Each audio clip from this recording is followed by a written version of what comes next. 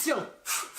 Ça tourne. Bienvenue dans notre chaîne, je vous présente Rachid, Malik. et aujourd'hui on va vous parler du manga tant attendu Dragon Ball Super Broly. C'est bon, on a enfin vu le film Dragon Ball Super. Après toute cette attente, je suis vraiment déçu. Et je vais vous dire pourquoi. Pourtant l'affiche, la promesse est magnifique. On parle du légendaire Saiyan Broly.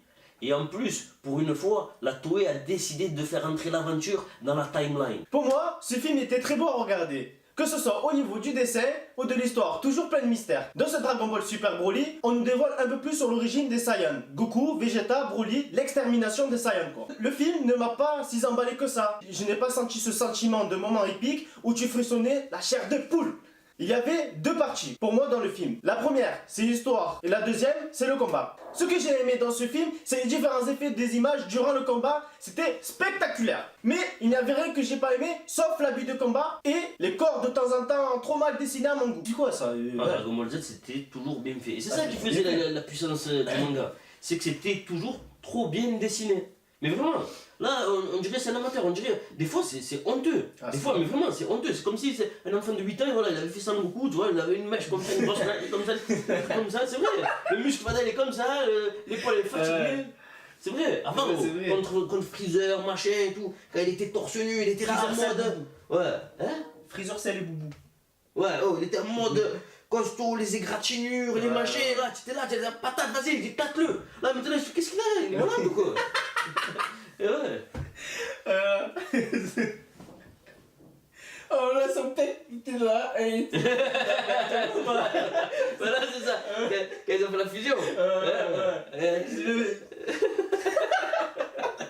Je préfère les voix originales japonaises, même si les voix françaises sont bonnes. Donc, avant d'aller voir le film, regardez les épisodes Dragon Ball Super parce que le film est la suite. Toi, qu'as-tu aimé, l'histoire ou le combat? Dites-nous dans les commentaires. Alors pour moi, la note, je donne un 3,5 car il ne m'a pas si emballé que ça. Dragon Ball Z était beaucoup mieux avant parce que les corps, ils étaient trop bien dessinés, les muscles, ils ressortaient très bien.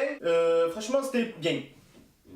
Ils ont déjà fait 3 OAV sur Broly et je n'en ai aimé que 2 sur 3. Donc, avant d'aller voir le film, regardez les épisodes Dragon Ball Super parce que le film est la suite. Alors, pour les fans, c'est un régal d'aller le voir au cinéma. Moi, je préfère le regarder à la maison, chez moi, là, tranquille, posé sur le lit. Oh. Alors, attendez-vous à voir Broly dans le manga, dans une planète ou en enfer. Je vais pas vous spoiler. J'ai aimé 2 points et 2 autres m'ont fait gerber. Je vais commencer par les 2 points négatifs pour finir sur des points positifs. Le premier, c'est comme dans Dragon Ball Super. La qualité des dessins, autant sur les gros plans, c'est très bien fait, autant sur les plans larges, c'est ridicule.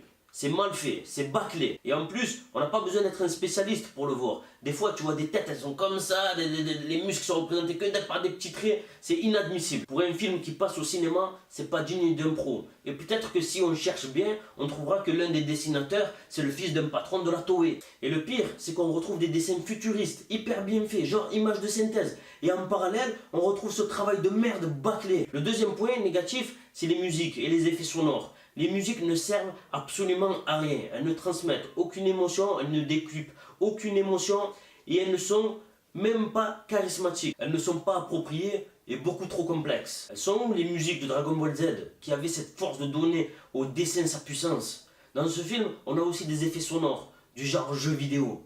Mais c'est nul! C'est du dessin ou c'est un jeu vidéo? Pour les points positifs, le premier c'est l'histoire. Ce qui s'est passé avant que Freezer n'éclate la planète. Comment Sangoku, Vegeta et Broly ont quitté la planète Vegeta. Sans spoiler, tous 3 ont quitté la planète de façon différente. On voit leur père, leur caractère.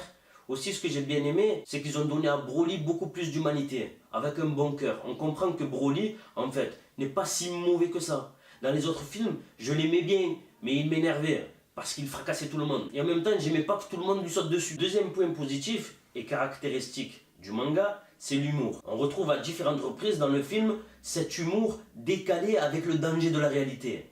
En gros, pour moi, c'est un bon film. En fait, un film moyen, mais pas un film à aller voir au cinéma. Je donnerai 5 sur 10. 5 sur 10, c'est un film moyen. Mais je ne vous inciterai pas à aller le voir au cinéma. C'est tout pour cette vidéo. Like si tu as aimé. Abonne-toi à notre chaîne. N'oublie pas de partager. Et caméra.